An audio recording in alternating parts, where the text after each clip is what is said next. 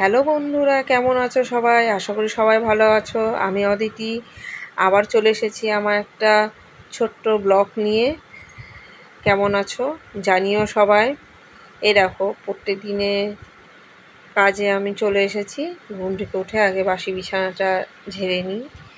বাসি বিছানা ঝাড়া কমপ্লিট হয়ে গেলে আমি ঘর ঝাড়ু দিই, দিয়ে উঠান টুঠান ঝাড়ু দিই, দিয়ে আমি চলে যাই ফ্রেশ হতে।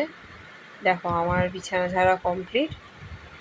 এবার একটু চাদরটাকে ঠিক করে নিচ্ছি। চাদরটাকে ঠিক না করলেও বিছানাটা টান টান না হলে আমার খুব একটা ভালো লাগে না।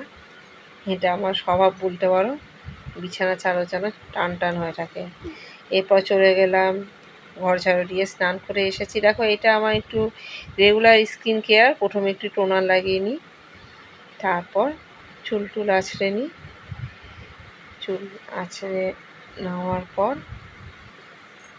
আমি এই মুড়িওয়ালার খোপা বলে যেটা, আমি ওরকম করে চুলটাকে কোনো রকম করে প্যাঁচিয়ে নিয়ে ক্যাচার দিয়ে আটকে দিই। দিয়ে আমি একটু সানস্ক্রিন প্রত্যেক দিন একটু লাগিয়ে নিই মুখে। ব্যাস, আমার স্কিন কেয়ার কমপ্লিট। আমার সারাদিনের মতো স্কিন কেয়ার কমপ্লিট। এটা আমার প্রত্যেক দিনের কাজের একটা রুটিন বলতে পারো। এই কাজটা প্রত্যেক দিনই করি, আর আমার মতে সবারই করা উচিত। এইটুকু স্কিন কেয়ার প্রত্যেকেরই করা উচিত। একটা ফেস ওয়াশ লাগানো, দিয়ে একটা টোনার ইউজ করা। এই দেখো আমার সিঁদুর, যেটা আমাদের ভারতীয় নারীর সবচেয়ে বড় অহংকার, সিঁদুর পরা। সেটাও পরে নিয়ে প্রত্যেক দিন স্নান হয়ে আছে যেহেতু, স্নানের পর আমার এটা পরা হয়ে গেল।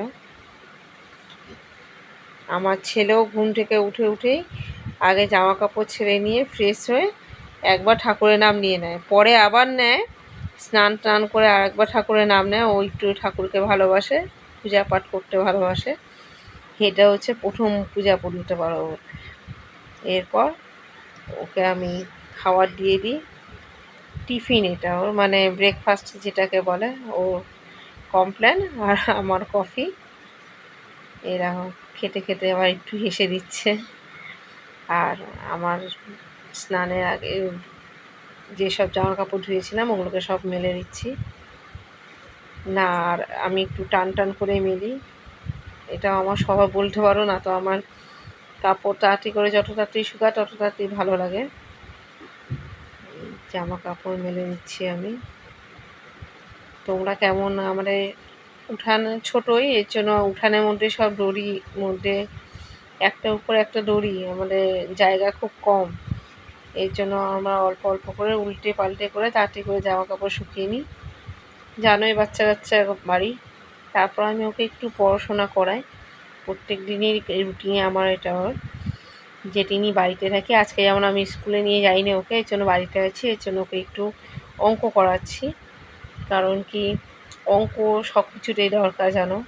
এর জন্য আমি অঙ্কটা একটু বেশি জোর দিই। এটা যেদিনই আমি বাড়িতে থাকি সেদিনই করি। আর এটা ওর কাজ, প্রত্যেক দিন করে পড়াশোনা হয়ে গেলে নিজের বই খাতা গুছিয়ে রাখে। এরকম এটা ওর প্রত্যেকদিন। এই যে তারপর স্নান করে চলে এসেছেন বাবু আবার নিজে ঠাকুর পূজা করতে। কেমন লাগলো আমার এই ভিডিওটা জানিও। আশা করি ভালোই লাগলো। এভাবে আমার পাশে থেকো, তাহলে আমি আরও এগিয়ে যেতে পারবো। ধন্যবাদ। নেক্সট ভিডিওর জন্য ওয়েট করো।